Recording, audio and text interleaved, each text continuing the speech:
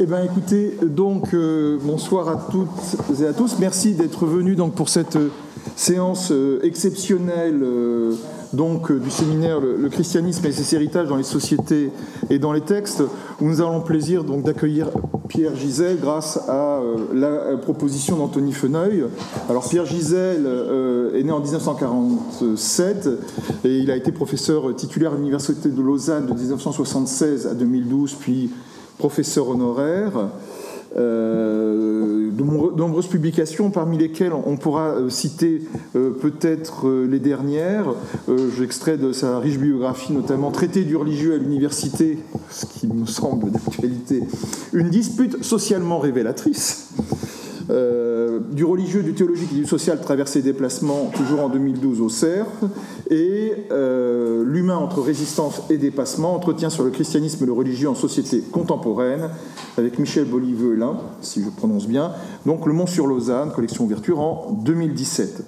Il nous propose aujourd'hui comme sujet tâche et pertinence de la théologie aujourd'hui. Je lui laisse donc tout de suite la parole pour à peu près 1 heure, à la suite de quoi je le laisserai sous les assauts des questions de l'auditoire, qui, je suis sûr, ne manqueront pas.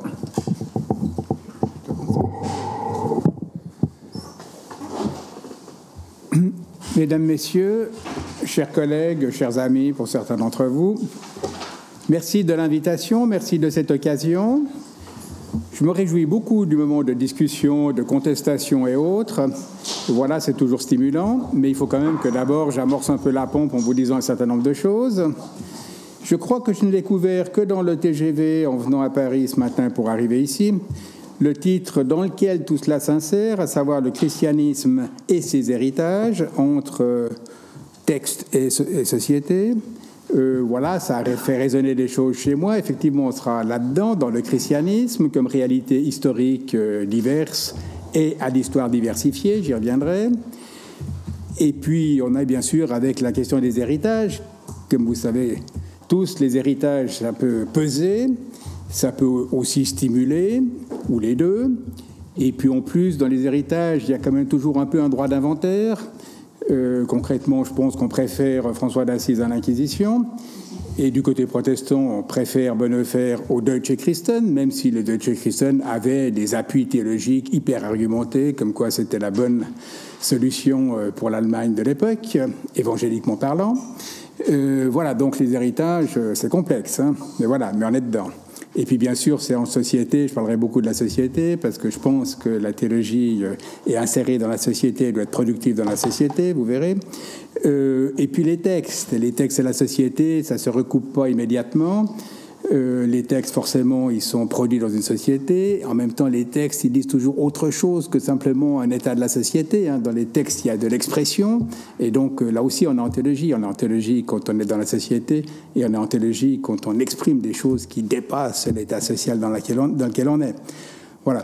Donc, quand j'ai découvert ce texte, ce libellé, ce matin, ça a fait résonner tout ça. Cela dit, je dois parler, c'est une demande d'Anthony Feneuil, j'espère qu'il correspond à votre attente, je dois parler de tâches et pertinence de la théologie aujourd'hui.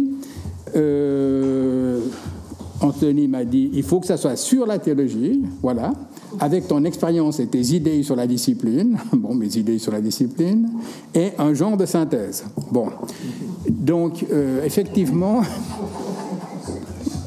Je vais couvrir les choses de façon large, probablement, enfin j'espère, mais des fois on est déçu, de façon légèrement provocante quand même sur tel ou tel point, mais sur chacun des chapitres on pourrait faire tout un livre, et donc forcément j'indiquerai des perspectives, de façon un peu profilée à ma manière, donc soumise à discussion, mais effectivement j'ai pris, voilà, au pied de la lettre ce que disait Anthony, une sorte de synthèse, voilà, et sur la théologie.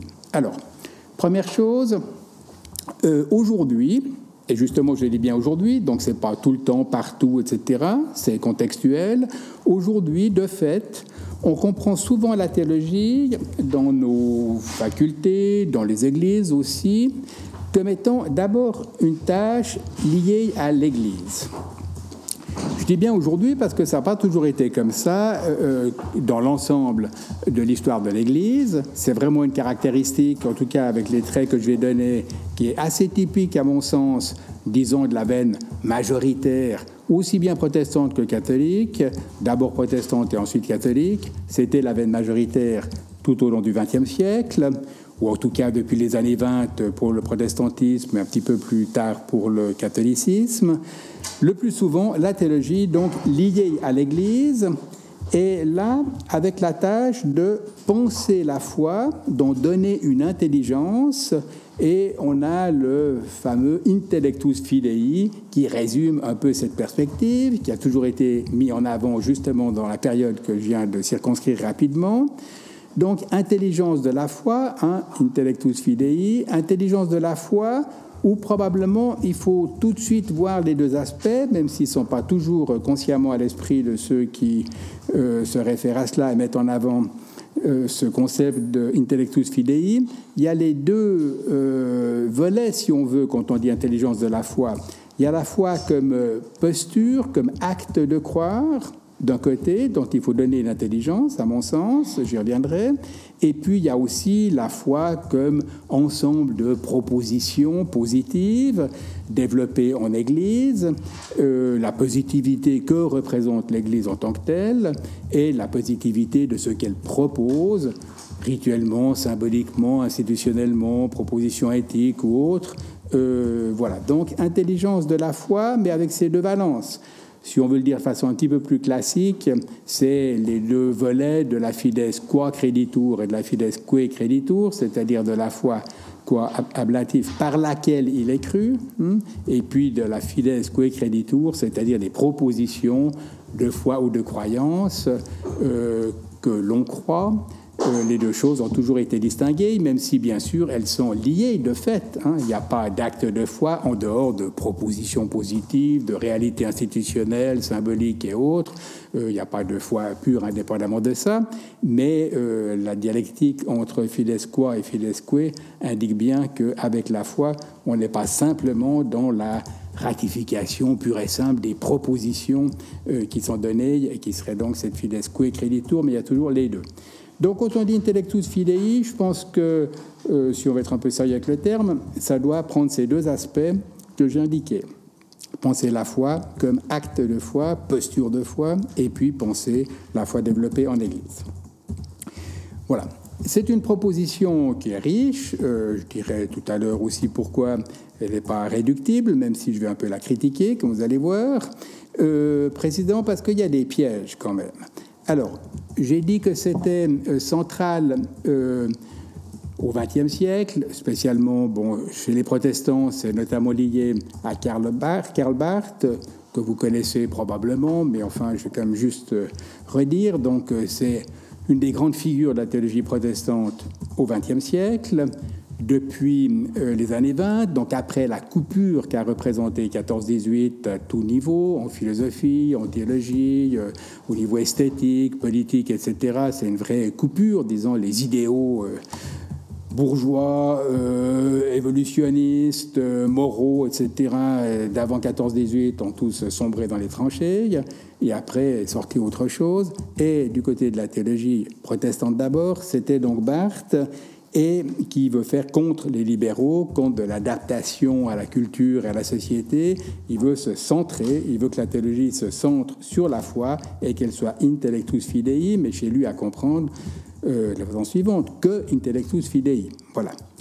Et quand je regarde les manuels catholiques de la deuxième partie du XXe siècle, je vois que cette position, avec des nuances, et puis suivant les cas, un peu d'autres choses, mais quand même, c'est l'axe majoritaire, la théologie comme intellectus fidei, qui a des vieilles racines. J'ai dit que c'était central pour la théologie du XXe siècle, aussi bien protestante que catholique, mais c'est une expression qui a chez Saint-Augustin, à la fois qui cherche l'intelligence aussi qui, à sa manière, cherche la foi.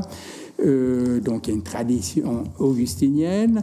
Barth, quand il a mis ça fortement en avant, c'était dans une lecture de Saint Anselme, qu'il a publié en 1932. fides querens intellectum, donc ça a des lettres de noblesse. Hein. Ce que je vais mettre en avant de façon critique, c'est le côté un peu restrictif, mais c'est pas le projet en tant que tel. Voilà. Alors, donc je l'ai déjà annoncé, mais maintenant je vais un tout petit peu plus le développer. Il y a quelque chose à critiquer et en même temps quelque chose à reprendre. Alors, je crois que c'est à critiquer si l'intellectus de Intellectus Fidei est l'intelligence d'un développement interne à un champ propre.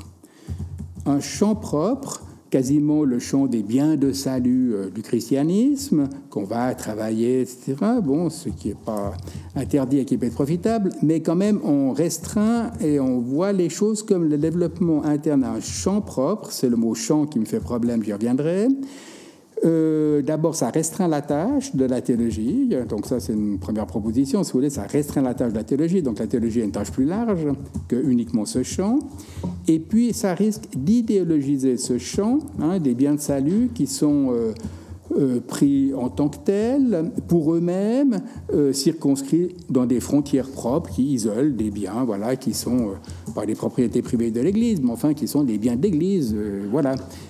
Donc là, il y a un risque, encore une fois, de restriction et d'idéologisation de ce qui se donne dans ce champ et même du champ lui-même. Voilà, donc ça, c'est pour la mise en garde. Et le fait que je ne me contente pas de cette ligne, disons, barthienne pour caricaturer, elle dit rapidement. Anthony a fait sa thèse sur Barthes et il a montré des choses plus intéressantes chez Barthes et plus complexes que ce que je dis ici. Mais il y avait quand même une ligne de ce type. Moi, j'ai eu des profs barthiens. Alors, les barthiens, c'est pire que Barthes, hein, je veux dire, comme toujours. Et donc, pour en discuter, si vous voulez que je vous donne des exemples, mais c'était vraiment la restriction au sens strict, avec une passion et un engagement. Je veux dire, les cours étaient presque des prédications, mais on était dans cette ligne stricte. Voilà. Alors, donc à critiquer, je viens de dire pourquoi. En même temps, on peut reprendre, si on veut, intellectus fidei. Ça dépend ce qu'on met sous fidei, hein, parce que ça soit une intelligence. Bon, d'accord. Ça dépend ce qu'on met sous fidei. Si c'est dans ce champ circonscrit que j'ai dit, à mon sens, ça va pas. Si parfois c'est quelque chose de plus large, une posture humaine. Hein, et puis qu'il y a des expressions positives, sociales et autres qui doivent être examinées sur un arrière-fond, je le dis tout de suite, qui serait à ce moment-là pluriel. Hein, c'est une posture humaine, la foi, comme il y a d'autres postures humaines qui ne sont pas équivalentes. C'est une instance quasiment, comme il y a une instance religieuse. On n'a pas affaire à de l'esthétique, on n'a pas affaire à de la morale, on n'a pas affaire à du savoir scientifique. C'est autre chose de l'humain qui est engagé derrière l'acte de croire, qui a sa spécificité comme acte. Hein, dire « je crois », je sais pas, je crois que Jésus est le Messie, c'est un acte de croire qui est autre chose que du savoir. Le rapport à l'objet n'est pas le même. Hein. Quand on dit 2 plus 2 égale 4, ben voilà, c'est un type de rapport à l'objet, mais il n'y a pas un engagement, une posture du sujet qui est déterminante, comme ça l'est au contraire dans le « je crois ». Donc, voilà, il y a des choses à travailler là, mais quand je le dis comme ça, forcément, cette posture de croyance, de foi, d'engagement, elle est plus large que simplement quelque chose qui serait restreint à des expressions religieuses positives, celle du christianisme en l'occurrence. Elle se manifeste là à sa manière, mais justement, on peut se manifester ailleurs selon d'autres modes, mais il s'agit de quelque chose de plus large. Et si la théologie a pensé sous foi ce que je viens d'esquisser, alors je suis prêt à reprendre Intellectus Fidei, mais vous voyez, j'ai quand même déplacé pas mal ce qu'il y a derrière la Fides qui est engagée dans l'Intellectus Fidei. Voilà, donc ça serait examiné à ce moment-là sur un fond plus large. Je viens de l'insinuer quand j'ai dit qu'il y avait des instances diverses, hein, celle du croire, du savoir, de l'esthétique, de la morale et autres. Il peut y avoir des recoupements, mais c'est quand même des instances diverses. Mais il y a aussi le fait que, justement, il y a une histoire diversifiée. Il y a d'abord de mise en œuvre, hein, de cette instance. Elle n'est pas mise en œuvre de la même manière selon les diverses religions. On peut même dire que ce qu'on appelle religion, parfois, n'engage pas ce type de posture. On pourrait y revenir. Elle est spécialement mise en avant dans le christianisme. Dans le christianisme, il y a quelque chose comme une dramatique de l'âme qui est convoquée. Il y a une authenticité. Il faut ratifier les choses en son cœur. Ça, c'est une posture qui a toutes ses forces, aussi ses faiblesses. Le judaïsme trouve que c'est pervers de le penser comme ça et qu'il faut que la loi soit extérieure, c'est beaucoup plus libérant. Et puis on accomplit les rythmes et puis un point c'est tout.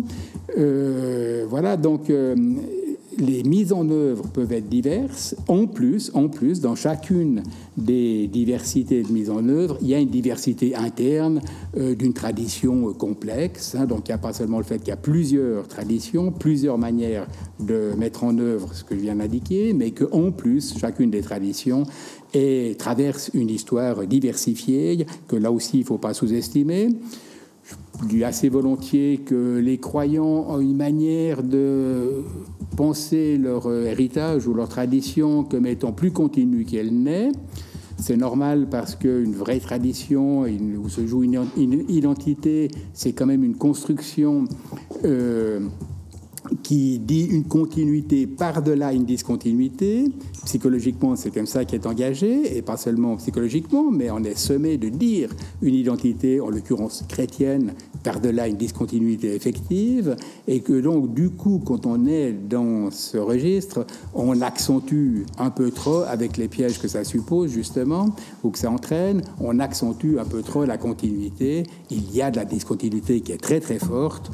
J'y reviendrai peut-être tout à l'heure, le catholicisme du Moyen-Âge et le catholicisme confessionnel, comme on dit, post-tridentin, c'est franchement très, très, très différent. Et puis, de toute façon, la Bible et l'Antiquité tardive, c'est pas la même chose. Les dogmes trinitaires, pour moi, c'est très important pour y revenir, mais ils sont pas dans la Bible.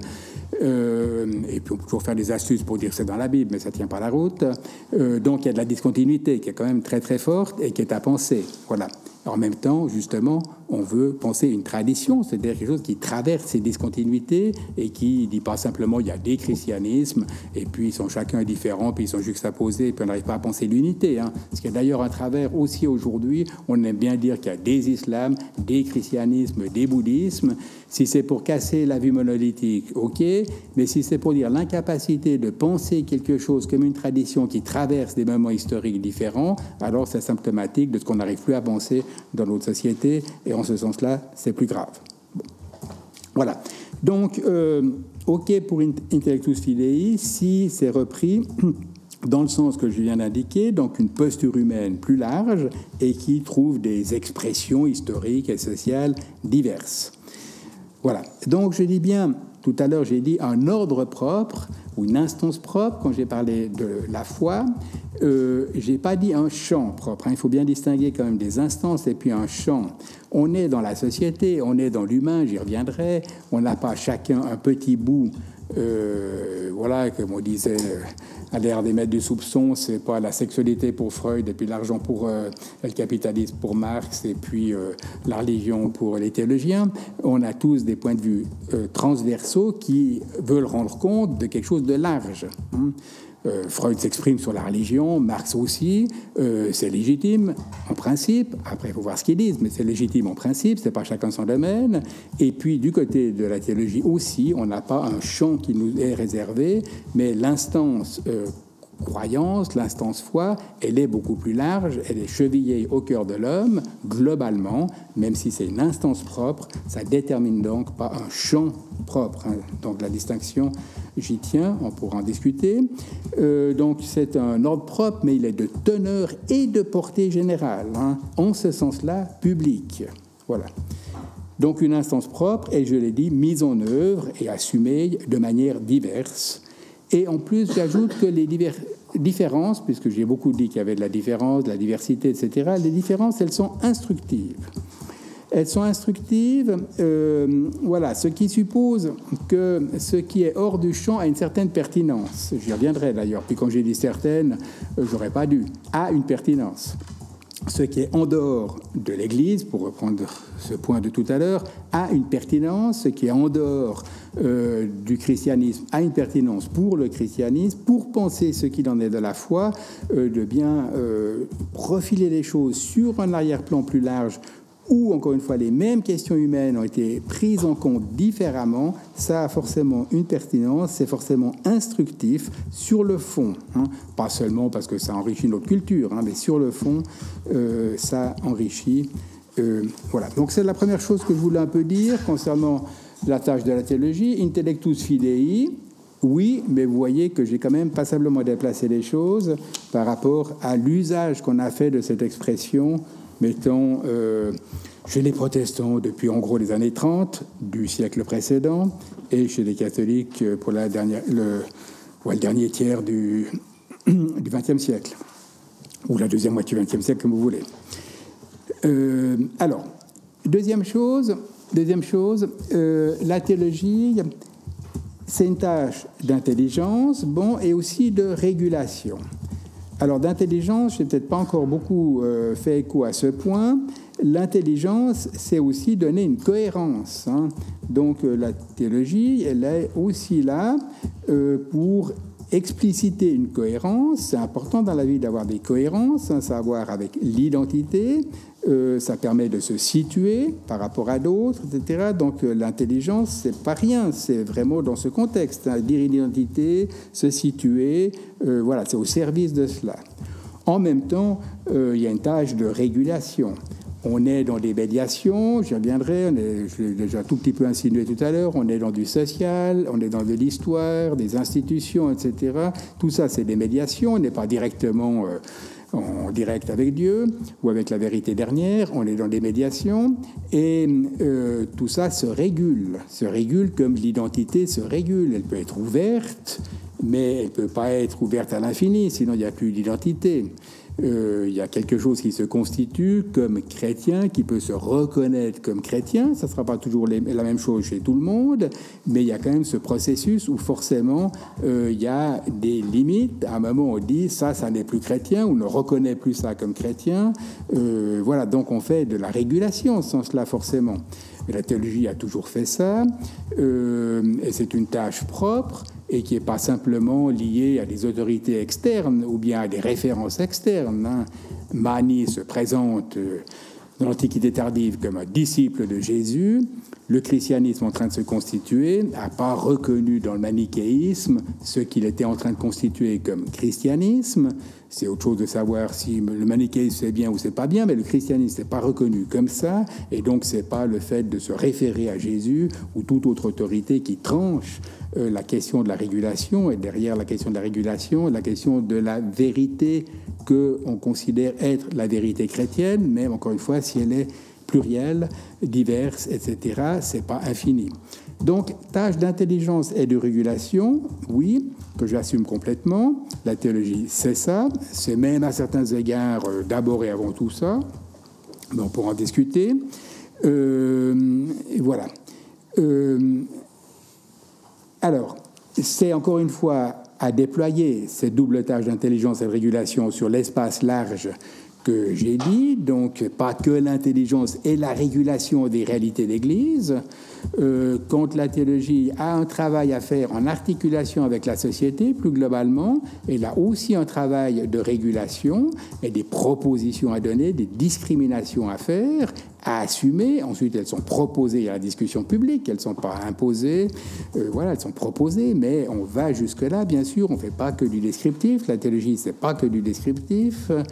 Voilà, donc on est articulé là, y compris sur l'espace social, quand on dit intelligence et régulation de ce qui est en jeu, en cause et qui se cristallise, et puis à quoi il arrive des tas de choses, etc.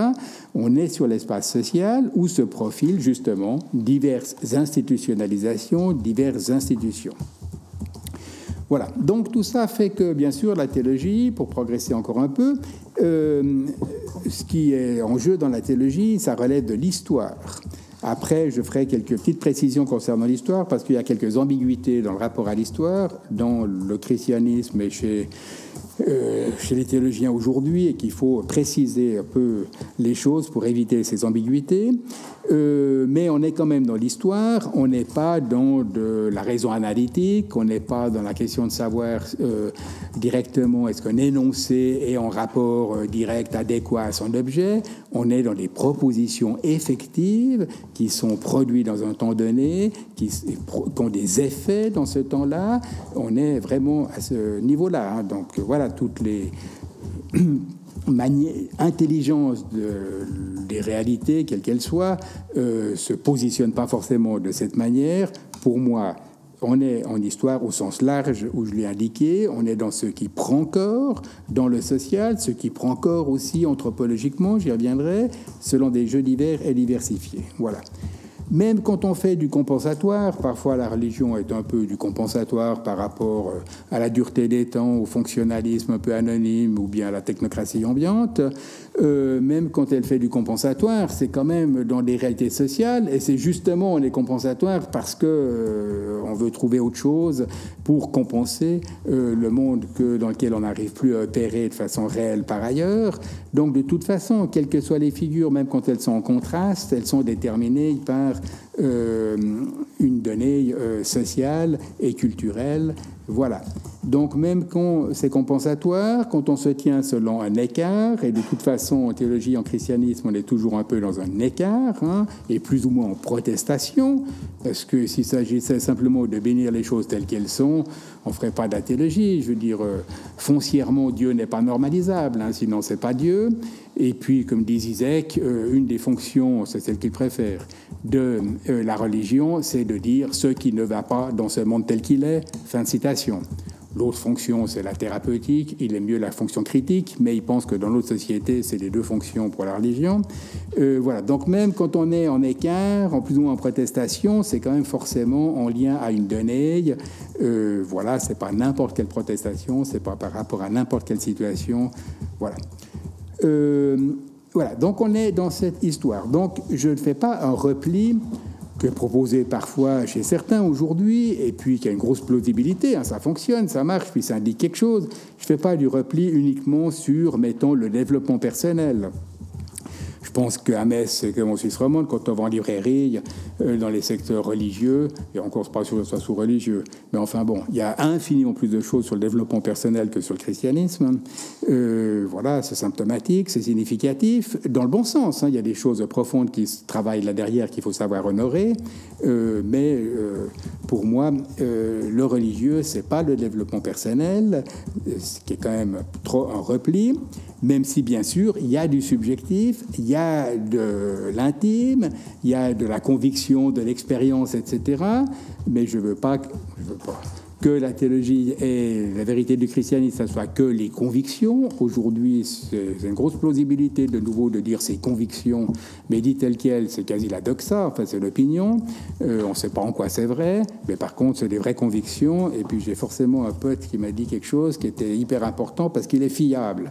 Bon, mais c'est pas parce que c'est un pote qui me l'a dit et qu'il est fiable que automatiquement c'est vrai, hein. Donc, ou que ça se discute pas quant à la pertinence, quant à l'effet, etc. Voilà. Donc, pas de repli sur du développement personnel, même si le côté subjectif est bien sûr important, absolument, qu'il n'y a pas, notamment dans le christianisme, puisqu'on est là, de vérité en dehors d'une ratification, hein, donc d'un itinéraire, d'un travail interne, et même d'une ratification qui est une forme d'accès à soi, hein, pas seulement on ratifie des choses extérieures, mais on se les approprie, pour le dire ainsi, et donc il y a un travail qui fait qu'il y a un accès à soi. Cela est forcément requis dans le christianisme, ça a toujours été validé, c'est ce qu'on appelle aussi le sensus fidelium, hein.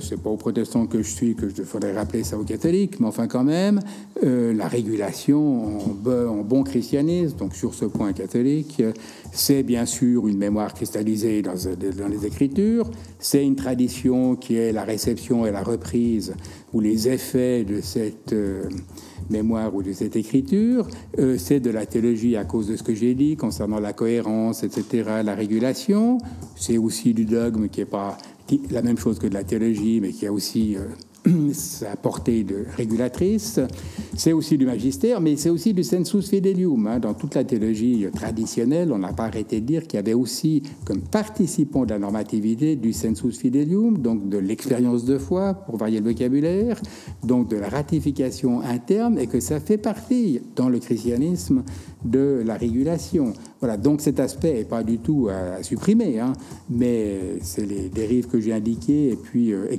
exclusives, et un peu détachées comme ça du social, que je pointais.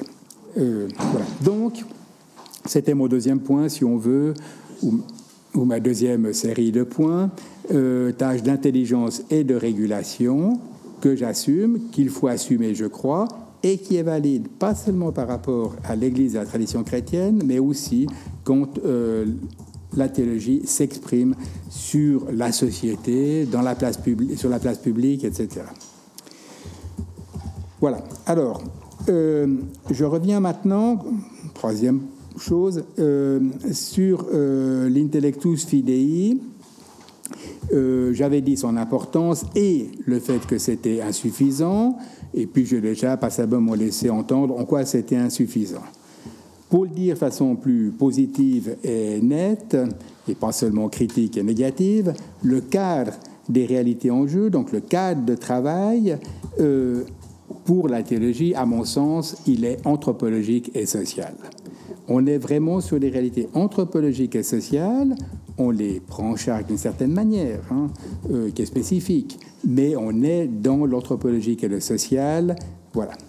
Alors, c'est là que je réinsère ce que j'avais promis concernant des précisions touchant l'histoire.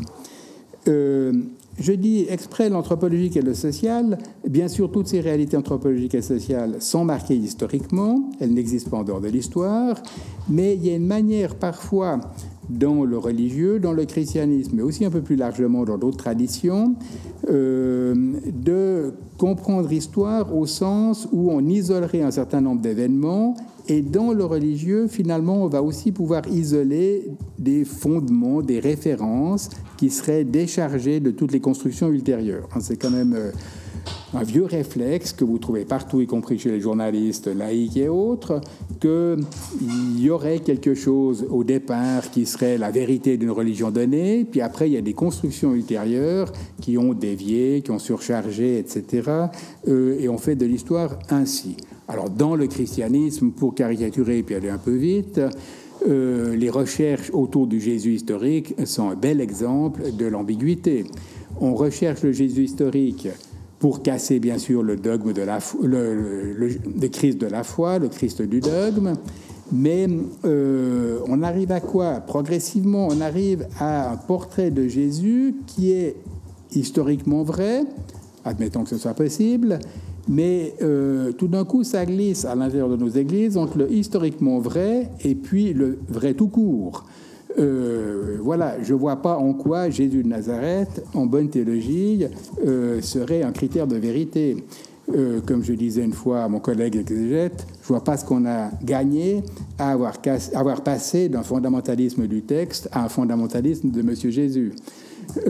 Donc il s'agit quand même de savoir quand on fait de la théologie, et si on fait de l'histoire uniquement pour casser les constructions ultérieures avec un petit fantasme qui n'est pas toujours avoué mais qui fonctionne sur un fondement qu'on pourrait enfin isoler et avoir dans sa pureté native, c'est pas comme ça que j'entends qu'il faut faire de l'histoire. Voilà. Donc c'est pour ça que tout à l'heure quand j'avais dit histoire, j'avais dit attention, l'usage qu'on en fait et notamment dans le christianisme, mais c'est un peu plus général. Quand vous lisez des choses dans les journaux sur l'islam, on n'arrête pas de dire non plus chez les laïcs que est-ce que c'était vraiment dans le Coran, est-ce que c'était vraiment l'intention de Mohammed, ou bien c'est des choses ultérieures, etc. Bon, ça touche, pour le dire positivement, la question des constructions. Le religieux, c'est de la construction. Comme le culturel, comme le politique, c'est de la construction. Les constructions, elles sont symptomatiques, toujours, et elles sont opérantes. On doit travailler sur les constructions, on travaille sur le christianisme, on travaille sur l'islam.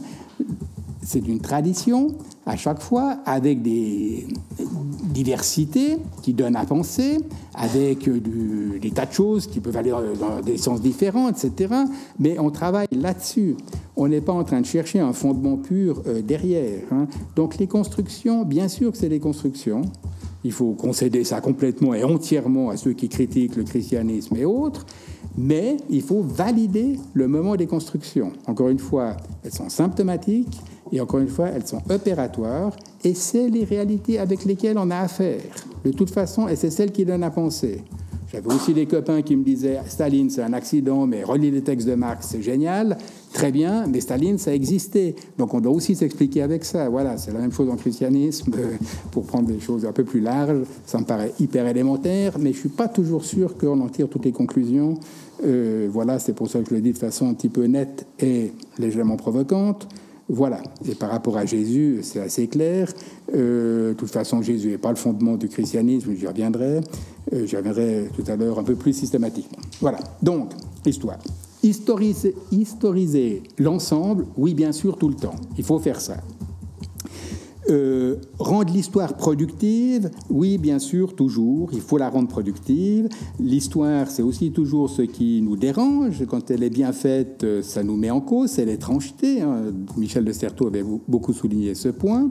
Voilà, et il faut faire de l'histoire pour nous guérir des proximités qui aveuglent, des spontanéités du présent qui sont bien marquées. Il faut de la distance, du travail, donc aller dans l'histoire, la rendre productive. Et puis, de toute façon, sur le fond, en théologie, on part de l'histoire réelle, qu'il faut travailler, et on revient à l'histoire, c'est-à-dire le présent d'aujourd'hui. On n'est pas encore une fois dans des énoncés qui toucheraient à la vérité de Dieu au ciel. On part de l'histoire et on revient à l'histoire, et il y a un certain nombre de travaux qui médiatisent tout cela pour que ça soit productif pour aujourd'hui, mais on est là-dedans. Donc histoire, oui, il faut historiser. L'histoire, il faut la rendre productive. L'histoire, c'est ce dont on part et ce à quoi on revient, bien sûr. Mais restituer à l'histoire, c'est pas comme tel accéder à une vérité. Les constructions socioculturelles et autres, c'est ce qui est fondamental. C'est quoi ces constructions et qu'est-ce qu'on en fait? C'est quand même avec ça qu'il faut s'expliquer. Et encore une fois, c'est pas que pour le religieux. Je l'ai dit, c'est la même chose pour le politique, le culturel, etc. L'humain vit concrètement dans de la construction. Voilà. Et les constructions, elles sont pas mensongères parce qu'elles sont des constructions. On vit de ça.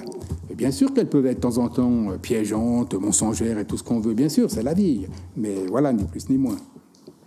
Alors, dans ce cadre un peu global que j'ai dit, anthropologique et social, et puis ce que je viens de dire concernant l'histoire, et puis pas se tromper, avoir des fantasmes sur ce qu'on pourrait aller chercher, dans ce cadre général, social, anthropologique, eh bien, il y a du religieux. Il est divers, et il est divers aussi selon des dispositions diverses. Ça, c'est une chose que j'ai souvent souligné. Aujourd'hui, on est assez d'accord qu'il y a une diversité du religieux, bon, mais il faut voir que c'est pas seulement la diversité des propositions. Il y a une diversité aussi concernant ce qu'on entend par religieux. C'est pas seulement qu'il y a des cases qui seraient partout les mêmes. Chaque fois, on prend l'islam, le christianisme, l'hindouisme, etc. Chaque fois, on aurait un livre, une médiation, une référence, une église, etc., ou équivalent d'eux. C'est pas seulement qu'il y a une diversité dans la manière de remplir des cases, il y a aussi une diversité plus compliquée dans le balisage même du terrain. C'est pas seulement la manière d'occuper le terrain, de jouer sur le terrain, mais c'est le balisage du terrain. Qu'est-ce que le religieux? Aujourd'hui, c'est aussi en discussion, vous l'avez bien vu sur la place publique, c'est pas seulement la diversité des religions, c'est qu'est-ce qui est religieux. J'ai souvent pris l'exemple, je peux vite le reprendre, dans les unités de soins palliatifs, vous appelez ça aussi comme ça en France, voilà, qui sont par ailleurs de très bonnes choses, voilà, contre l'acharnement thérapeutique, une fois, il faut passer à autre chose, mais vous avez des vocabulaires, même chez les infirmières laïques, qui sont quand même intéressants, disons. C'est-à-dire, on dit qu'il faut progressivement Alors elles vont jusque-là, accueillir la mort. Le mot accueil est déjà quand même assez fort.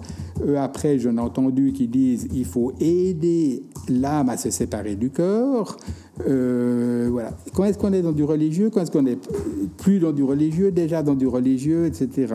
Et puis vous avez, bien sûr, alors aujourd'hui, ça a des succès de librairie, ça se vend infiniment plus que les bouquins de théologie. Les bouquins sur la spiritualité sans Dieu, les spiritualités laïques, etc. Et puis, par derrière, toutes les recherches, disons, de sagesse ou d'équilibre de vie dans l'alimentaire, dans la santé, voilà, qui indiquent bien, à leur manière aussi, que les frontières qui baliseraient ce qui est religieux et ce qui n'est pas religieux sont elles-mêmes en discussion. Là aussi, c'est symptomatique d'une société, que ces frontières bougent, mais tout ça pour dire que la diversité, c'est pas seulement les manières dont on remplirait des cases qui seraient partout toujours les mêmes, c'est aussi qu'est-ce qu'il en est du religieux par rapport à d'autres instances, et donc du coup aussi qu'est-ce qui est engagé dans religieux ou pas religieux. Voilà. Bon. Alors à chaque fois, il convient de les mettre en rapport à du social. Il faut travailler ce religieux et le mettre en rapport à du social. C'est quand même la scène religieuse du symptôme par rapport à la société. C'est du symptôme pourquoi c'était la religion qui vient plus en avant, de quoi elle est significative. C'est du symptôme quand la circonscription du religieux change. Pour prendre un exemple, aujourd'hui, dans les statistiques, on voit que chez nous, en Occident, la religion qui a le plus de succès en proportion, pas en chiffre absolu, c'est le bouddhisme. Et puis quand on pose des questions un peu plus précises aux personnes qui ont simplement rempli leur case et qu'on leur demande pourquoi ils sont bouddhistes, ils disent qu'ils se sont... On leur demande pourquoi ils sont convertis au bouddhisme, parce que souvent, donc c'est une progression, c'est des nouveaux, et ils disent, réponse, parce que c'est pas une religion. Bon, là, vous avez déjà tout. Pourquoi le bouddhisme aujourd'hui et pourquoi on dit oui, le bouddhisme parce que c'est pas une religion. Voilà.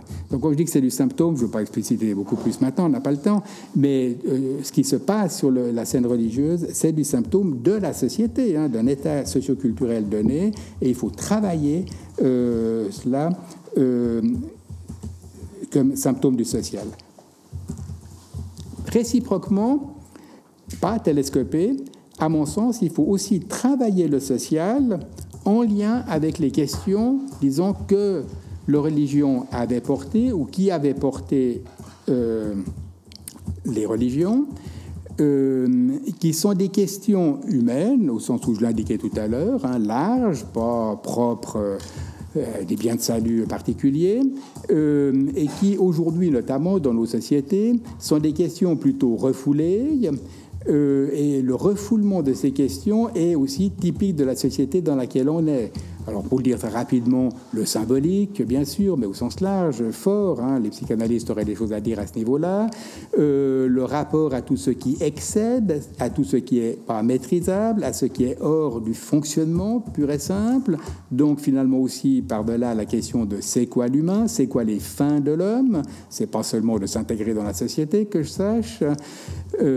S'intégrer, c'est positif et négatif, ça dépend. Si la fin de l'homme, c'est simplement de s'intégrer, en plus dans une société qui est quand même très homogénéisante. Voilà. Donc il y a à travailler la société en étant habité par les questions qui avaient porté le religieux, les questions que le religieux avait portées et qui sont souvent aujourd'hui refoulées. Vraiment refoulées, j'allais dire en marge. Non, parfois elles sont simplement refoulées. Voilà. Donc il y a un double travail à faire. Il n'est pas télescopé, c'est deux travaux différents. Mais il y a un travail à faire sur le religieux en lien avec le social, symptôme, comme j'ai dit, et un travail à faire sur la société en lien avec les questions qui avaient été les questions portées par le religieux et qui sont des questions humaines, pas des questions religieuses au sens péjoratif du terme, une case spéciale. C'était des questions humaines, profondes. Et la société a aussi des problèmes aujourd'hui parce que ces questions humaines sont plus prises en compte, que ça soit quand même les addictions. Bon, moi j'ai un copain qui est prof d'addictologie, donc je suis un petit peu marqué par ça, mais quand même, les addictions, je ne parle pas que des drogues, ça peut être les jeux, ça peut être des paquets de choses, et puis les endettements, c'est quand même quelque chose d'important aujourd'hui et qui, là aussi, est significatif et symptomatique de beaucoup de choses. les courses en avant qui donnent des catastrophes écologiques ou autre chose, et du développement où plus personne ne sait comment penser et réguler une finalité, ça fait aussi partie de ce qu'est la société, pour juste illustrer. Bon, voilà. Alors, il faut que j'avance. J'avais peur d'avoir pas assez, mais je vois que je suis à ma deuxième page de notes sur 6, donc bon. Alors, le travail à prendre en charge, que ce soit sur les réalités de religion, en l'occurrence de l'Église, positionnant le christianisme ou du christianisme, oui, la tradition chrétienne, et le travail à faire sur la société, ils sont chacun des deux axes de travail sont pertinents ou est pertinent, chacun est pertinent pour chacun. C'est important pour la société qu'il y ait du travail sur une tradition. Et c'est important pour les traditions qu'il y ait un travail sur la société au sens où je l'ai indiqué tout à l'heure. Le profit est indirect, mais il est pour chacun. C'est important pour la société qu'il y ait, pour parler institutionnellement, des facultés de théologie chrétienne et qu'il y ait des facultés de théologie islamique. C'est bon pour les traditions qu'elles aient ce lieu de réflexion, de travail sur l'histoire, de reprise, etc. Mais c'est aussi bon pour la société qui est cela et que ça ne soit pas simplement tenu en marge avec tous les effets pervers que ça peut supposer. Et c'est important pour chacune des traditions qu'il y ait un travail sur la scène religieuse globale en lien avec la société. C'est aussi indirectement important pour les traditions. Voilà, donc je dis qu'il y a une double pertinence, mais le profit, il est indirect. Il est indirect parce qu'on n'a pas affaire à la même responsabilité, on n'a pas affaire aux mêmes enjeux, pas directement aux mêmes, il ne faut pas tâcher de les fusionner. C'est bon qu'il y ait des facultés de sciences des religions, c'est bon qu'il y ait des facultés de théologie, c'est bon qu'elles soient fructueuses l'une pour l'autre, mais il ne s'agit pas de les fusionner. Voilà, on pourra revenir plus tard dans la discussion autrement sur pourquoi, mais ça, je le dis assez nettement. Voilà. Alors, peut-être que... J'ai combien de temps ? Un quart d'heure. Alors, je vais peut-être sauter beaucoup de choses que j'avais préparées, mais aller un tout petit peu dans la direction de la théologie à proprement parler pour répondre à l'injonction d'Anthony. Et voilà. Alors, j'ai effectivement, indépendamment de tout ce que je viens de dire, qui relèverait plutôt en langage catholique de la théologie fondamentale que de la dogmatique ou de la doctrine, j'ai aussi... essayer de faire bouger des éléments, disons, de la doctrine, des éléments de théologie au sens plus restreint du terme, et je vais reprendre quelques propositions. Alors, d'abord, ça sera bref, rapide, et à titre plutôt d'incitation et de ligne directrice que chaque fois un exposé déployé. Alors, d'abord, il y a la question de la création, au sens théologie du terme. À la création, la Bible, les premiers chapitres, bon, la création, dans sa différence et dans sa positivité. Dans sa différence, c'est-à-dire que la création, dans l'anthologie chrétienne, elle n'est pas divine, hein, elle est en différence par rapport à Dieu, elle n'est pas non plus humaine et à s'approprier intégralement, elle résiste, hein. L'humain doit faire quelque chose de lui-même dans la création, mais il n'a pas à s'assimiler à la création ni à s'assimiler à la création. Et les différences, elle marque une différence. Elle est même, comme je dis souvent, un tiers. Hein, elle est un tiers entre Dieu et l'homme, entre l'homme et l'homme. Et je crois que ça, c'est fondamental, donc la création comme tiers, et que tout ce qu'on peut dire ensuite sur les propositions chrétiennes précises, s'il n'y a pas ça à l'arrière-plan, de mon point de vue, on risque de vicier les choses avec des effets pervers important à mon sens. Voilà, donc ça, j'insiste sur ce point, ce tiers, donc ce statut de différence par rapport à ce qu'est l'humain, par rapport à Dieu, et en même temps sa positivité, hein, c'est-à-dire qu'elle a de la consistance, elle a ses régulations propres, les deux choses. Hein. Et c'est d'ailleurs pour ça que c'est un tiers qui résiste, hein, c'est qu'elle a sa positivité en tant que telle. Voilà. D'ailleurs, bibliquement, elle est structurée de l'intérieur, elle n'est pas un terrain vierge de départ pour une histoire qu'on commence, hein. Elle est dès le départ structurée à tous les niveaux. Bon. Est faite de différence. Voilà. Je crois que c'est important, et donc ça veut quand même dire sur la théologie qu'on va distinguer fortement création et salut. Il faut articuler, je reviendrai sur la question du salut tout à l'heure, c'est un mot lourd, il faut articuler le salut sur la création, mais c'est deux ordres différents, il faut maintenir la différence. Les Juifs sont assez attentifs à ça, et je trouve que c'est d'un bon enseignement, même s'il n'y a aucune raison de faire du judaïsme à l'intérieur du christianisme, mais quand même, comme vous savez probablement, chez les rabbins, il y a les lois de Noé, qui sont les lois pour la création pour tout le monde, pour les nations, comme on dit en judaïsme, et puis il y a la loi de Moïse, qui est que pour Israël. La loi de Moïse n'est absolument pas pour l'ensemble des nations, et c'est tout à fait fondamental qu'il y ait cette différence. Le judaïsme, d'ailleurs, vit de cette différence, et on peut dire indirectement qu'il est la marque que la différence est importante pour tous, même si on n'a pas à devenir juif. Voilà. Donc, loi de Moïse que pour le judaïsme et loi de Noé pour l'ensemble de la création, c'est bien ce qui se cristallise en christianisme derrière la différence entre création et salut, et ça a des tas d'effets sur lesquels je reviendrai. Voilà, donc c'est la première chose que je pose, vous voyez, de façon assez profilée, je n'ai pas le temps de développer, mais quand même assez profilée. Ensuite, le salut. Le salut, bon, c'est un grand mot, c'est un gros mot, c'est bon. Alors, je crois qu'il faut retravailler cette thématique pour bien montrer que c'est une opération à même la chair du monde, à même la chair de l'humain, et que c'est inscrit dans l'énigme de ce qu'est l'humain. Donc, si je dis ça positivement comme ça, c'est négativement pour dire que c'est pas quelque chose d'extrinsèque. Bien sûr, ça décale, ça bouscule, ça subvertit, mais c'est une subversion interne. Donc, le côté extérieur, oui pour dire que ça bouscule, oui pour dire que ça décale, que ça casse et que ça remet autrement dans la vie, comme vous voulez, mais non si c'est extrinsèque au sens hétéronome, quelque chose qui vaut pour lui-même, et puis, pour caricaturer, qui tombe du ciel ou qui est rapporté à Dieu et uniquement à Dieu. C'est une opération à même la chair du monde dont il faut rendre compte en termes humains. Ce qui est dévoilé, c'est quelque chose qui est foncièrement humain. L'auto-enfermement de l'homme, c'est quelque chose d'humain. Qu'on ne le voit pas ou non parce qu'on est auto-enfermé, ça c'est une chose, mais le processus en cours, c'est humain. Qu'on soit décalé par quelque chose qui vient de l'extérieur, c'est aussi humain. On peut en rendre compte à ce niveau-là. Il faut le faire. Et à mon avis, c'est tout à fait fondamental. Voilà. Puis bien sûr, il y a la question que nous ne sommes pas, c'est aussi ce qu'on dit dans le christianisme, spontanément dans le bien, que le mal est là, qu'on en répond, qu'il faut en faire quelque chose. Dans le christianisme, on dit même qu'il ne faut pas le camoufler, qu'il faut le laisser aller à lui-même d'une certaine manière pour le désamorcer. En tout cas, christologiquement, c'est ce qu'on dit. Voilà. Donc, pas uniquement la bonne volonté et les idéaux, mais aussi ce débat avec la question du mal, qui est bien sûr inscrite au cœur de ce qu'on peut appeler le salut, cette opération que j'ai indiquée tout à l'heure. Du coup, la christologie.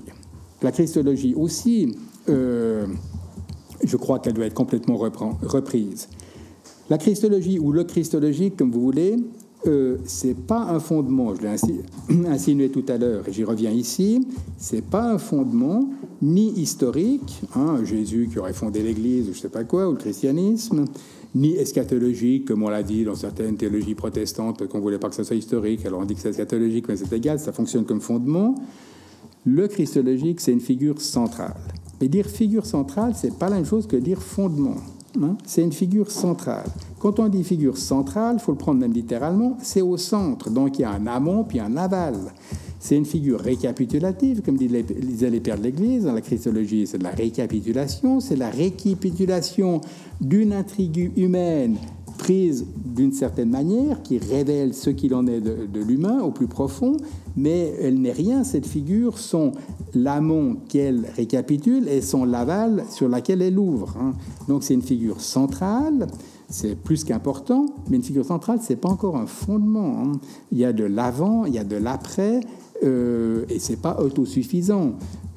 Voilà, donc là aussi, ça renvoie à ce que j'ai dit tout à l'heure concernant le salut sur l'opération, ça c'est à préciser. Mais bien sûr, dans le christianisme, on a toujours une tendance, ça c'est une tentation interne, mais maléfique, d'hypostasier. Il y a un phénomène d'hypostasisation qui est interne, peut-être aux traditions religieuses, ici allons-y pour le christianisme, qui est de l'idéologisation au bout du compte et de l'idolâtrie. On fait d'une figure centrale, on l'hypostasie, voilà, après tout d'un coup ça peut devenir un fondement en lui-même. Je crois qu'il faut être veillé à cela. Dans le christianisme, les risques, c'est pas les risques externes. On croit toujours que c'est quand on est infidèle parce qu'on a écouté les gens qui étaient à l'extérieur, etc. Les risques, ils sont toujours internes. C'est toujours sur le meilleur qu'il y a le pire. Dans la vie, c'est comme ça, mais dans le christianisme, dans le religieux, c'est comme ça. C'est toujours sur le meilleur qu'il y a le pire. Donc, il faut travailler le meilleur en sachant que lui peut être le pire. C'est pas des choses externes qui ont été ajoutées et puis il faut épurer. C'est plus grave que ça, si j'ose dire, mais c'est aussi plus intéressant. Voilà. Bon. L'Église. Je dis que j'allais vite. L'Église. L'Église, il faut la penser sérieusement, c'est hyper important. Je le dis comme protestant. Mais il n'y a pas un modèle biblique. Alors j'aimerais bien au monde savoir pourquoi il y aura un modèle dans la Bible d'un truc complètement marginal, qui n'a aucune réalité sociale, et qui tout d'un coup sera un modèle pour aujourd'hui dans une société complètement différente. Je veux dire, c'est quoi cette histoire-là? Donc il n'y a pas un modèle. Voilà. L'Église, c'est la cristallisation d'une voix propre qui s'inscrit dans un jeu social et institutionnel. Elle a un statut et une fonction à penser sérieusement, tout à fait. J'ai proposé une fois que ça soit une hétérotopie, mais une hétérotopie, c'est inscrit dans un tissu social et ça doit être fructueux pour les tissus sociaux. Je dis hétérotopie pour pas que ça soit simplement assimilé à l'ensemble d'un social donné, mais il ne faut pas que si je dis hétérotopie, tout d'un coup, ça soit un contre-modèle d'une société globale. Ça doit être inscrit dans la société et être opératoire dans cette société. Ce qui veut dire qu'au bout du compte, il n'y a pas de théorie de l'Église, donc pas d'ecclésiologie, sans une théorie sociale. Les deux choses à construire conjointement et sérieusement pour aujourd'hui. Donc l'Église, oui, c'est très important, mais dans le sens que je viens de dire, comme cristallisation d'une fonction et d'une pertinence qui doit être opérante dans un jeu social et institutionnel global. Voilà. Le symbolique et la ritualité, bien sûr que c'est fondamental et que c'est à repenser. C'est le jeu d'un rapport aussi à ce qui est en excès de l'humain, c'est d'ailleurs pour ça qu'on le symbolise, c'est pas du savoir, on le symbolise parce que c'est en excès de l'humain et la symbolisation permet de faire jouer ce qui est en excès sans supprimer que ça soit en excès, justement. Ça, c'est aussi tout à fait fondamental et parfois on le perd. Alors, juste une petite pointe polémique, mais mes pointes polémiques, elles sont trop rapides pour être convaincantes, mais tant pis. Le baptême. Quand même, dans l'histoire de l'Église, c'était lié à la survenue d'une existence nouvelle. Aujourd'hui, quand vous lisez les textes sur le baptême, c'est uniquement l'entrée dans l'Église. Donc on n'est plus sur de la ritualité des réalités humaines normales, si j'ose dire. On a progressivement été dans un champ propre. Et sur le baptême, je vous promets, vous faites une lecture des petits textes de catéchèse sur le baptême sur 50 ans, vous verrez qu'on a abandonné les réalités sociales globales pour concentrer uniquement sur un truc spécifique qui serait l'Église et ses biens de salut. Ça aussi, c'est typique d'aujourd'hui, je crois, mais c'est une perte. Voilà. Bon. Voilà. Je m'arrête là. Globalement, parfois, certains m'ont critiqué en pensant que j'étais un libéral extrême et que je cassais tout. Alors, c'est pas mon intention, mais vous me direz, tous les hérétiques pensent qu'ils sont dans le droit fil et que c'est les autres qui se trompent. Donc, c'est pas mon impression subjective qui est importante en l'occurrence, mais sur ma manière de travailler. Je crois profondément à la tradition.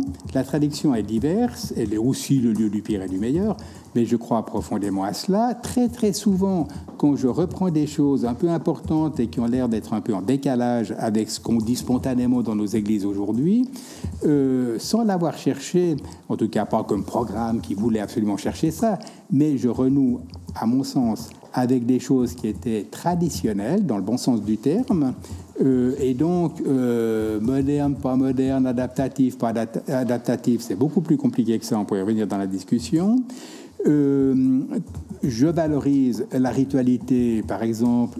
Je valorise l'institutionnalisation, c'est des choses profondes et importantes et qui étaient portées par la tradition et qui spontanément, c'est pas du libéralisme adaptatif. Le libéralisme moderne adaptatif, il avait plutôt liquidé ces éléments.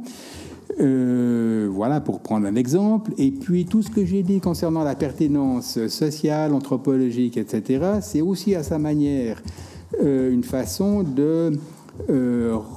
comment dire, de dire qu'il n'y a pas que le kérigme et la confession de foi strictement du kérigme, il y a ce qu'on appelait dans la théologie naturelle, dans ce qu'on appelait dans la théologie catholique la théologie naturelle. Alors je ne vais pas défendre la théologie naturelle dans la forme historique qui est la sienne, notamment à Vatican I.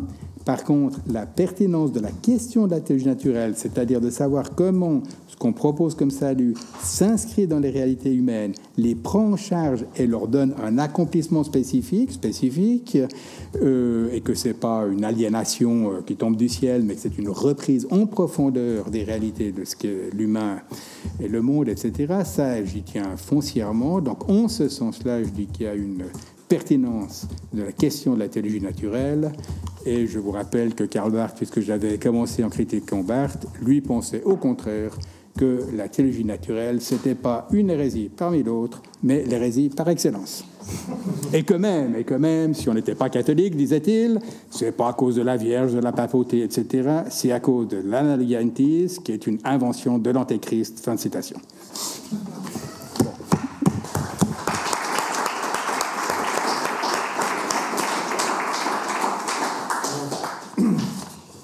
Merci en tout cas pour cette conférence tige. C'est presque un crève-cœur que de devoir limiter ici à 1 heure.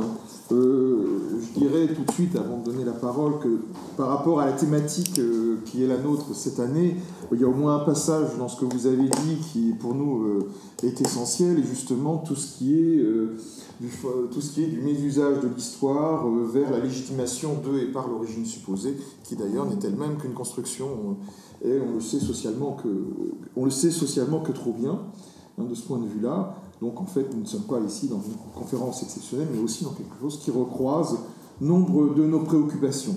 Et je ne voudrais pas monopoliser plus la parole, et donc je la laisse tout de suite à la salle.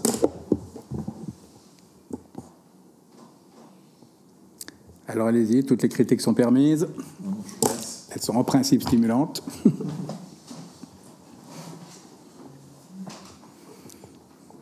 Ou les petits bouts d'explications supplémentaires, ou les malentendus. J'étais un peu vite, surtout sur la fin. Oui. Simon, puisque Laurent a lié ça à l'origine. Du coup, j'aimerais revenir sur la question du Jésus de l'histoire, qui était en aparté, mais du coup, est-ce que la critique historique, est-ce que c'est utile de faire de la recherche sur le Jésus de l'histoire ou pas pour la théologie? Est-ce que c'est utile de s'intéresser au texte original de la Bible, si tant est qu'il y en est un, pour la théologie? Quel est le rapport finalement de cette construction avec la recherche qui peut... Rassurez-moi, c'est moi que je sais parler. Alors... Ou dites-moi que ça sert à rien là-dessus.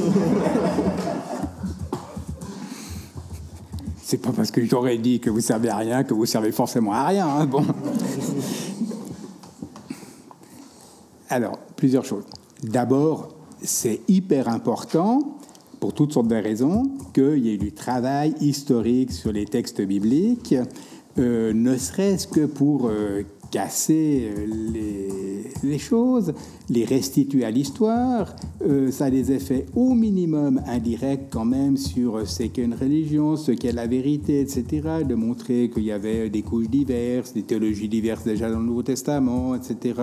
Et puis que c'est des constructions par rapport à Jésus, et même qu'on peut dire qu'il y a le Jésus de Nazareth, mais il y a aussi ensuite, deuxième niveau, la confession de Jésus comme étant le Christ, c'est-à-dire pas le nom propre, Jésus-Christ, prénom Jésus, nom de famille Christ, mais un titre, une fonction, hein, et qu'on utilise une matrice symbolique messianique, puisque Messie et Christ, c'est la même chose, pour interpréter ce qui est arrivé à Jésus, et qu'en même temps, du coup, la matrice symbolique utilisée, elle est aussi un peu modifiée, parce que le Messie n'était pas censé mourir sur une croix. Ce travail-là, il est hyper instructif, intéressant et tout, et il faut le faire, absolument. On n'est pas encore sur la question de la double nature, qui n'a rien à voir à ce niveau-là, qui sera un troisième niveau, je veux bien en parler, mais ce n'est pas à ce niveau-là. Donc ça, c'est fondamental.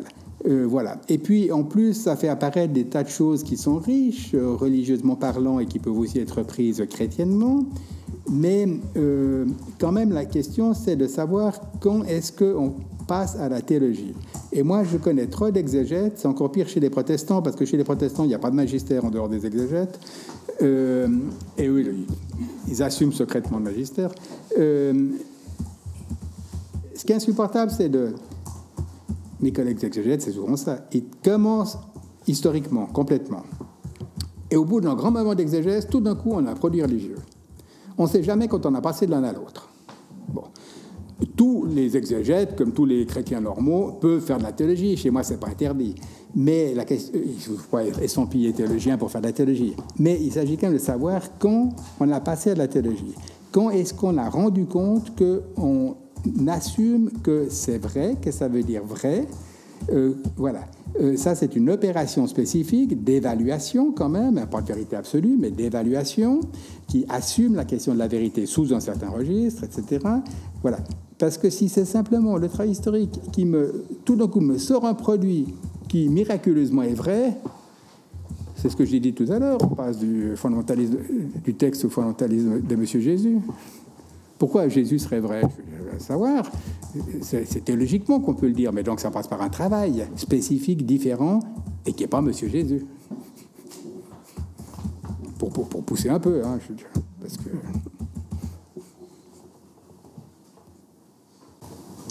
Oui. Et dans la définition que vous avez faite de l'anthropologie sociale, est-ce qu'on n'aboutit pas à une notion d'utilitarisme sociétal, où il y aurait à ce moment-là la recherche d'un plus petit dénominateur commun entre tout un ensemble de religions qui sont susceptibles d'être, par exemple, monothéistes, et puis il faut faire ensuite pour que ce soit un message de bienveillance qui soit ensuite susceptible d'être répandu dans l'humanité. C'est peut-être un peu protestant comme analyse, je ne sais pas, mais ça s'inscrit en tout cas dans une sorte de courant qu'on pourrait définir entre l'évangélisme d'un côté et puis quelque chose qui serait théologique fondamental. Alors, merci de la question. Il y a, je crois, un malentendu, mais c'est aussi que c'était une partie que je voulais développer, je n'ai pas eu le temps. J'ai rien dit sur la différence des voies religieuses, est-ce qu'on en faisait, etc. Donc, je vais juste dire une ou deux choses. Je ne vais pas du tout dans la perspective que vous indiquez. Et si vous maintenez votre diagnostic, alors on rediscute, mais spontanément, ce n'est pas ce que je pense faire et ce que je pense qu'on doit faire. Je ne pense pas qu'il y ait un petit dénominateur commun. Je n'arrête pas de valider la différence entre les voies religieuses. La voie bouddhiste, ce n'est pas la voie chrétienne. Chaque voie a ses forces et ses faiblesses. Ce n'est pas les mêmes. Mais moi, je ne suis pas à la recherche d'un petit dénominateur commun. Par contre, je suis pour la productivité de la différence. S'exposer à la voie bouddhiste, ça m'apprend des choses, bien sûr sur la voie bouddhiste, mais ça m'apprend des choses aussi sur le christianisme, indirectement. Pour prendre une formule qui vaut ce qu'elle vaut, peut-être que je suis meilleur chrétien après m'être exposé au bouddhisme qu'avant, mais j'aurais été changé quand même, mais pas changé parce qu'on aura fait un truc synthétique, et je ne suis pas du tout pour le plus petit dénominateur commun et des choses de ce genre-là. Je valide, j'arrête pas de valider la différence à tous les niveaux, mais notamment religieux, voilà, premièrement. Deuxièmement, par rapport à la société, moi je veux la secouer, la société. Je pense que le religieux, il est là pour faire apparaître des choses qui sont camouflées. La religion, le christianisme, il est aussi là pour dire la vérité de l'humain, alors que spontanément, c'est pas la vérité de l'humain au sens où on l'entend en termes de vérité, qui est dite et qui est actionnée. On a au contraire, je l'insinue rapidement, une société hyper fonctionnaliste qui technicienne, unidimensionnelle, homogénéisante, qui refoule toutes les questions de fond et ne sait pas comment les attraper, les questions de fond, de toute façon. Donc c'est renvoyé au jugement de valeur privée et à la doxa. Voilà, donc je suis très en opposition à cette société et je veux, sur ce mode, hein, j'assume, et je ne suis pas pour des contre-modèles, ça je ne vais pas non plus développer, mais on pourrait le prendre, mais je veux rendre productif. Donc rendre productif, ce n'est pas intégrer, mais bien sûr, c'est articulé. Je ne suis pas pour une contre-culture, je ne suis pas pour une contre-société, je ne suis pas pour un modèle idéal à côté, je ne suis pour aucun modèle idéal d'ailleurs, je suis pour une productivité de la différence au cœur du réel. Ça, c'est une vraie articulation à penser, mais une articulation, ce n'est pas une intégration, pour reprendre un de vos termes. Donc voilà, toutes les fibres de ce que j'essaie de faire se lèvent contre le fait que je réduirais les différences. Au contraire, je veux tout le temps les rendre productives, et contre le fait que je voudrais intégrer. Au contraire, je veux articuler une différence qui soit productive, et donc pas l'intégration, en tout cas pas l'assimilation. En tout cas pas l'assimilation. Et c'est souvent ce qu'on demande aux religions. Je veux dire, même quand on parle des musulmans, on veut qu'ils soient intégrés. Bon. Très bien, c'est mieux qu'ils soient intégrés qu'ils aient leur Syrie. Mais intégrer, comme disaient les Juifs au 19e, est-ce que ça veut dire assimiler, ça veut dire rendre même, être tous les mêmes dans l'espace républicain homogénéisé. C'est-à-dire un bon musulman intégré, c'est quelqu'un qui est plus musulman, quoi. Qu'est-ce qu'on fait de la différence? Il faut l'intégrer, il faut l'articuler, il faut en faire quelque chose. Après, il faut donc repenser aussi la société, ça je ne l'ai pas dit, mais il faut repenser la société civile, qui n'est pas le politique, et la société civile, elle est diverse. La diversité est une chance pour la société, si on la reprend comme il faut. Bien sûr, c'est à l'intérieur d'un minimum de règles communes, etc., mais il ne faut pas homogénéiser, il faut rendre productives les différences pour tout le monde. Rendre productives les différences pour chacune des différences en cause et pour la société comme telle. Le politique, il doit arbitrer, c'est un tiers laïque, mais le politique, on n'a pas homogénéisé la société sous prétexte de laïcité. La laïcité, c'est pour le politique, c'est pas pour le civil. Et le politique, au bout du compte, si je vais jusqu'au bout, il a arbitré comme tiers externe. Un arbitre, il ne joue pas au foot, il ne joue pas, mais il arbitre. Et il est neutre. Mais il a aussi le souci de la société civile, c'est-à-dire qu'il a le souci de permettre la respiration de la société civile et de faire fructifier les différences. Et ça, il ne sait pas faire. Je suis parfaitement d'accord avec l'analyse que vous avez faite, parce que, et je m'excuse tout à l'heure pour mon intervention. Ah non, je n'ai pas de problème. C'était une provocation complètement idiote. Ah non, d'abord c'était une bonne provocation puisque ça m'a permis de répondre sur des points que j'avais laissés de côté. Non, pas de problème. J'ai cru qu'on était en désaccord, je vois qu'on... Ceci dit, il y a le problème de la laïcité qui nous agite beaucoup en France en ce moment. Notamment hier, par exemple, le président de la République recevait 60 intellectuels pour discuter un peu de ce problème-là, aussi avec la loi de 1905 qui se trouverait remise en cause, alors que c'est pas du tout vrai. Enfin, il y a beaucoup de tanneries qui sont répandues sur la loi de 1905 et sur ce qu'elle signifie. Il y a aussi ça, c'est pas seulement qu'est-ce qu'on en fait, c'est même ce qu'elle signifiait au départ, parce qu'il y a des relectures imaginaires de la loi de 1905 qui ne correspondent pas exactement à ce qu'on a voulu à ce moment-là. Et même, si je me souviens bien de l'histoire, vous connaissez ça mieux que moi, ce qu'on n'a expressément pas voulu. Exactement, et notamment il y avait des conseillers d'État, par exemple protestants, qui avaient été à l'origine de la loi de 1905, qui ne voulaient pas du tout, contrairement à ce qu'on a cru dire, développer une sorte de laïcisme belliqueux qui aurait fait en sorte qu'il y aurait une complète entre une société qui se voulait chrétienne, qui se définissait comme chrétienne, par rapport à une société athée ou agnostique qui aurait complètement ignoré le fait chrétien. C'est beaucoup plus compliqué. Oui, bien sûr. Que ça vient à première vue. Voilà ce que je voulais dire. Oui, il y a une spécificité française concernant la laïcité. Je suis bien payé pour le savoir parce que je ne suis pas dans un État, c'est-à-dire le canton de Vaud, laïque, au contraire. Et puis en Allemagne, c'est pas la laïcité comme chez vous, etc. Cela dit, sur le fond, je maintiens ce que j'ai dit. Après, il faut voir ce que ça veut dire concrètement. Mais il faut absolument distinguer le politique et le civil. En ce sens-là, c'est un vieux truc libéral. C'est les marxistes qui télescopaient le civil et le politique. Et il ne faut pas avoir le rêve d'une république homogénéisante. Il faut le rêve d'une république dans laquelle les différences peuvent être fructueuses. Donc, il faut bien... Il y a un certain nombre de règles, il y a des choses qu'on ne va pas accepter, c'est en ordre. Toutes les différences ne sont pas bonnes, mais il faut absolument distinguer le civil et le politique. Et en France, vous avez une petite tendance, vue de l'extérieur et sans avoir travaillé ça complètement, quand même, à étendre indûment la laïcité au civil comme tel. C'est pourtant, ça fait effectivement une ambiguïté. Pierre. Deux points, mais très rapidement.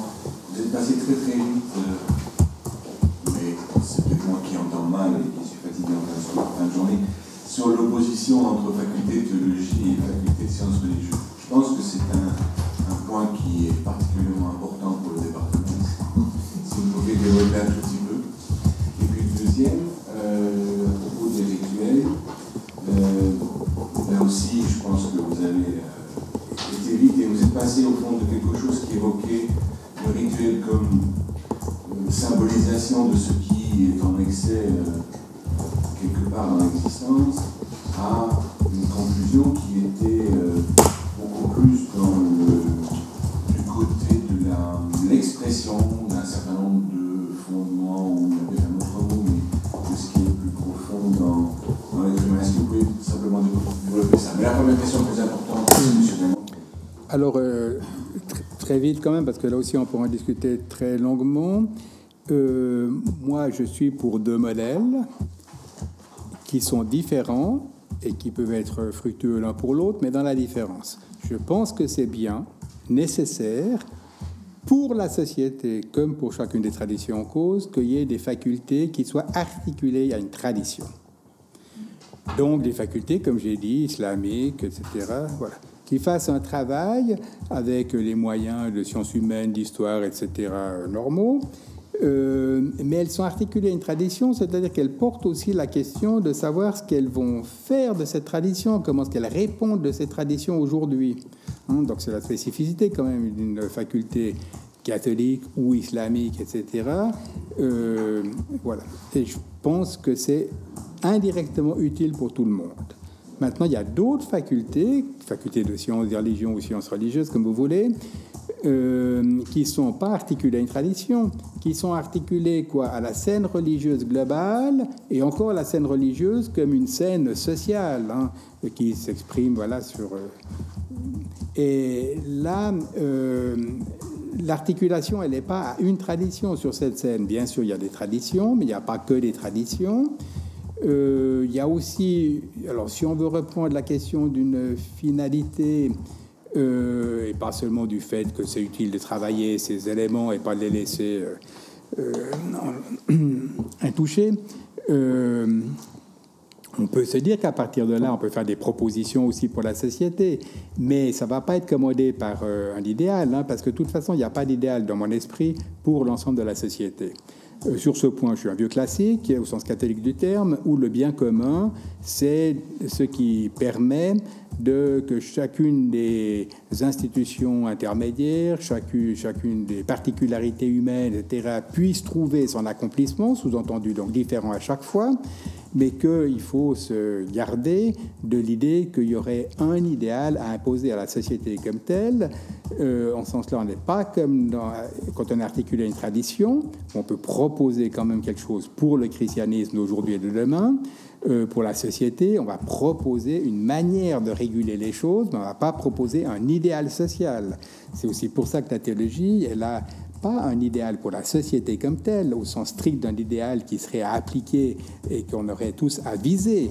L'idéal de la société, c'est justement de permettre le jeu des différences, pas plus, pas moins. Parce que la société, ce n'est pas une fin de l'homme en tant que telle, c'est un lieu dans lequel les fins de l'homme peuvent se déployer. Voilà. Donc, mais ces deux modèles, moi, je les maintiens parce que je crois à l'irréductibilité des traditions dans leur positivité diverses. Je ne veux pas les réduire, les assimiler à quelque chose qui les dépasserait toutes. Elles ont de la consistance. C'est important qu'elles aient un travail en lien avec cette consistance. Voilà. Donc, je suis pour les deux modèles en parallèle, différents. Et à part ça, ça fait fructifier chacun de son côté. Mais chacun de son côté. Travailler les sciences religieuses, c'est hyper intéressant pour la théologie. Travailler la théologie pour les sciences religieuses, ça pourrait aussi être sacrément intéressant s'ils étaient un tout petit peu ouverts. Mais c'est pas la même chose. C'est pas la même chose. Mais c'est utile pour chacun. Je peux développer plus, mais on n'a pas le temps. Voilà. Anthony. Ah oui, il y avait le truc sur le rituel. Bon, d'abord, peut-être une chose que je n'ai pas dit. Les rituels, on est sur l'anthropologique. La preuve. Pour prendre quelque chose que j'ai déjà sorti de temps en temps et qui pourrait friser le gag, mais quand même. On avait un rituel qu'on appelle depuis Vatican II de guérison des malades. Avant, c'était l'extrême onction. Pour trouver une justification biblique, il faut faire des efforts où on veut absolument trouver parce qu'on sait ce qu'on veut chercher, parce que voilà, autrement, il n'y a pas franchement de justification biblique. Bon. En revanche, le lavement des pieds, vous avez toutes les justifications bibliques pour en faire un sacrement. Il y a même quasiment, vous faites ce comme moi, etc. Bon, voilà. Donc, ce n'est pas la question du fondement, c'est la question que le lavement des pieds est pas en prise sur une réalité anthropologique comme le rituel. Les rituels, ils sont en prise sur des réalités anthropologiques. Donc, ça marche pour la mort, ça ne marche pas pour le lavement des pieds. Voilà, donc ça décale déjà, ça montre bien qu'on est avec les rituels, le symbolique, etc., sur des réalités anthropologiques qu'on doit prendre en compte et prendre en charge. Mais ce n'est pas la question du fondement biblique, hein.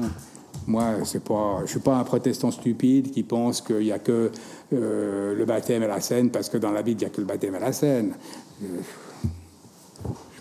D'abord, je m'en fiche pas mal que ce soit dans la Bible ou pas, premier point, à ce niveau-là. Bon, on continue. Anthony. Oui, moi, juste pour continuer sur la discussion sciences des religions, théologie. Enfin, avant, il y avait une... je ne vais pas contester la lecture de Barthes que tu as fait. Oui. Enfin, si, en fait, je la contesterai, mais c'est pas... Non, mais dans le sens où c'est effectivement comme ça que Barthes a été lu. Mes profs barthiens, je ferai des descriptions au repas. Il est encore lu majoritairement, même si moi, je pense qu'en fait, le rejet de la théologie naturelle, qui n'est pas négociable, évidemment, c'est précisément pour dire que la théologie ne peut pas se faire indépendamment du contexte dans lequel elle se fait, et que du coup, après, on a ce qui s'est passé dans la lecture de Barthes, c'est qu'on a rigidifié les déclarations contextuelles au moment où il les faisait, et on les a pris comme modèle général pour la théologie, alors qu'en fait, il faudrait la critique de la théologie naturelle, elle devrait être reprise aujourd'hui pour recontextualiser autrement la théologie. Donc, à mon avis, les deux sont pas la démarche. Non, mais d'accord. Je suis un protestant qui a eu des maîtres barthiens et qui forcément marque ses décalages, parce que voilà, on s'explique toujours avec ses pairs pour retrouver ce qu'il y avait avant. Toi, tu es un catholique qui était innocent par rapport à Barthes et tu as trouvé chez Barthes des super trucs. Ça, c'est normal, ça va. Exactement. Non, mais alors, sur la théologie sans religion, on pourra en parler, mais je pense que la différence marche très bien comme tu l'as fait, c'est-à-dire d'un côté, finalement, scène religieuse globale, de l'autre côté, articulation à une tradition. Alors tout le problème après, c'est l'articulation. Quel type d'articulation est-ce que c'est? Est-ce que c'est la subordination à une instance qui aujourd'hui décide de ce qu'est cette tradition? Donc voilà, c'est déjà une... Et puis ensuite, à l'intérieur d'une faculté de théologie, Après, on pourrait discuter sur qu'une entreprise théologique soit articulée à une tradition ne veut pas dire qu'elle ne soit articulée qu'à une tradition, en gardant les différences. C'est-à-dire dans une faculté, il peut y avoir différentes traditions ou personnes qui travaillent en articulation avec des traditions différentes.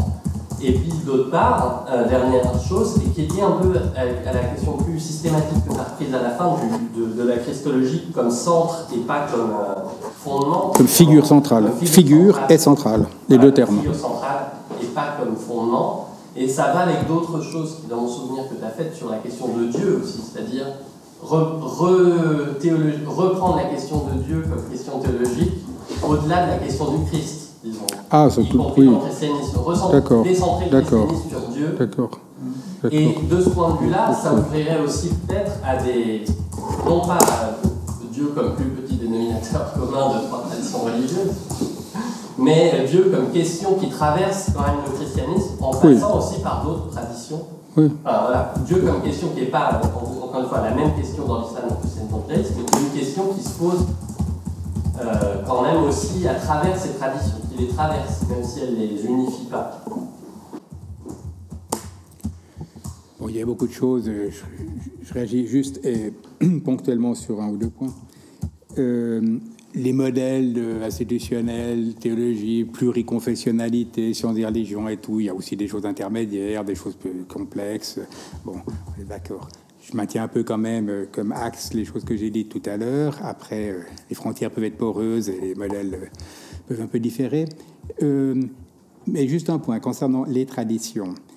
Parce qu'à un moment, tu as dit subordonné à ou je ne sais pas quoi.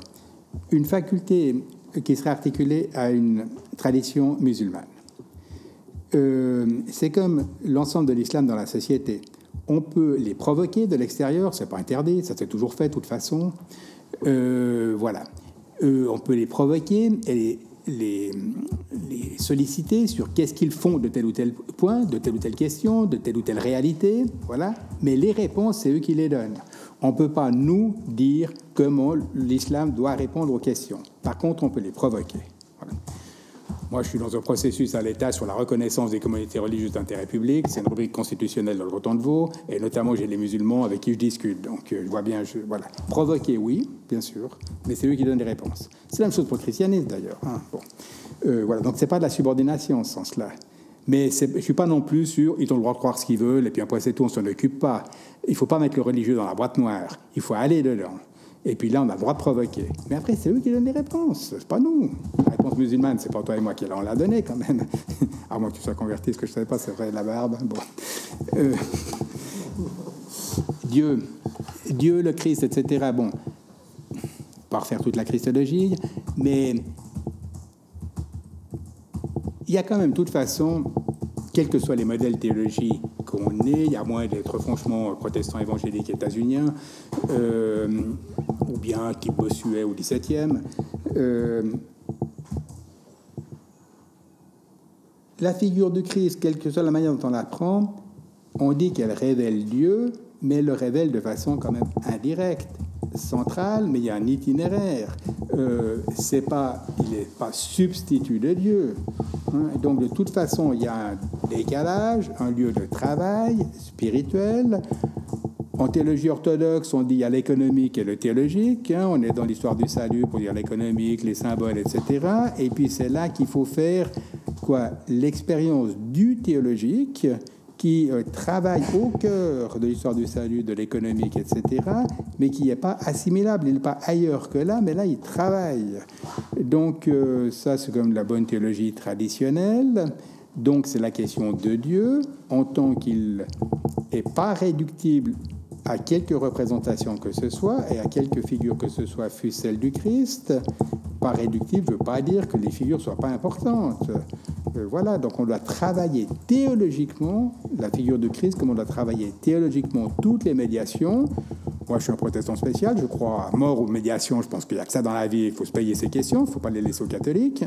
Mais les médiations, ce n'est pas des substituts, ce n'est pas des intermédiaires non plus, hein. C'est des lieux où on doit faire travailler les questions de fond, dont la question de Dieu. Ça te va comme improvisation en série? va être bientôt l'heure. Ceci dit, il y a une question que moi je voudrais poser. Vous avez dit, effectivement, on peut provoquer au scepticité islam, mais ne pas dire comment ils répondent.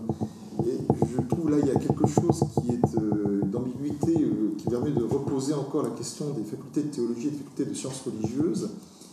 Quand on dit ne pas dire comment ils répondent, est-ce qu'un savant, quelqu'un qui étudierait la tradition musulmane, etc., entre guillemets un islamologue, je ne sais pas si le mot est très heureux, quelles que soient par ailleurs ses convictions, pourrait dire comment ils répondent ou comment ils ont répondu. Ah oui, forcément. Oui, comment ils ont répondu. Mais ce ne serait pas la même chose que de dire comment. Ce ne serait pas le même type, ou la réponse aurait-elle le même sens que celui que vous suggérez lorsque je dis on ne peut pas dire comment ils répondent. La limite, elle est forcément là aussi un peu fluide, mais que quelqu'un qui est en plein dans l'islam, qui a travaillé ça en profondeur, voilà, qui est un vrai islamologue, mais qui n'est pas musulman, forcément, s'il fait son travail jusqu'au bout, il ne va pas seulement décrire des trucs extérieurs, il va aussi, chaque fois, mettre en perspective comment, dans tel contexte, en Afrique, avec telle forme, ou en Indonésie, ailleurs, etc., l'islam a répondu et de la situation du temps et de la tradition qui était la sienne, et qu'il a modifié sa tradition, parce qu'on n'arrête pas de faire ça, en fonction de tel ou tel contexte, pour pouvoir répondre de ce contexte et en même temps de sa tradition, ça, il va pouvoir le dire. Donc, il ira quand même assez loin, et en ce sens-là, c'est presque un petit bout de la théologie quand même. Mais face aux défis d'aujourd'hui, qui sont quand même rudes et tout, est-ce que c'est quand même pas lui qui va dire comment vraiment le musulman va se situer, ou bien il peut le provoquer, il peut aider des paquets de choses, il peut aider les musulmans avec tout ce qu'il aura fait sur l'histoire de l'islam, au sens où on vient de le dire, ça va aider les musulmans, bien sûr, et tant mieux, on a le droit d'aider son prochain, mais au bout du compte, c'est les musulmans qui vont dire comment ils vont comprendre l'identité d'un islam européen au XXIe siècle. Nous, on va créer les conditions pour, mais c'est eux qui vont le dire, pas nous. Au bout du compte. Moi, je peux dire des paquets de choses sur les catholiques, mais je vais quand même pas dire exactement... Enfin, là, c'est un peu différent, parce que je me sens quand même chrétien au sens large et transconfessionnel. Donc, de temps en temps, j'ai envie de dire des choses sur les catholiques, sur ce qu'ils devraient faire, c'est vrai. Mais bon, mais ça, c'est moi. Alors, écoutez, il est 19h46. La loi du temps, malheureusement, est la même pour tous. Il se trouve que nous devons vider les lieux assez rapidement pour des raisons parfaitement profanes. Là encore, c'est avec un immense regret que je suis conduit à mettre fin à cette séance qu'on aurait bien prolongée, enfin, en tout cas moi pour ma part. Je vous invite en tout cas, je vous rappelle la date de la prochaine séance qui sera le 23 avril 2019. Ce sera donc Louis Vattier de l'Université de Lorraine qui parlera de l'invention de l'original, tradition falsifiée ou tradition falsifiée ou traduction délivrée. Donc je vous donne rendez-vous pour le 23 avril, dans un mois. Je tiens encore une fois à remercier Pierre Gisèle et à remercier également l'assistant pour l'ensemble de ces questions et de ces partages.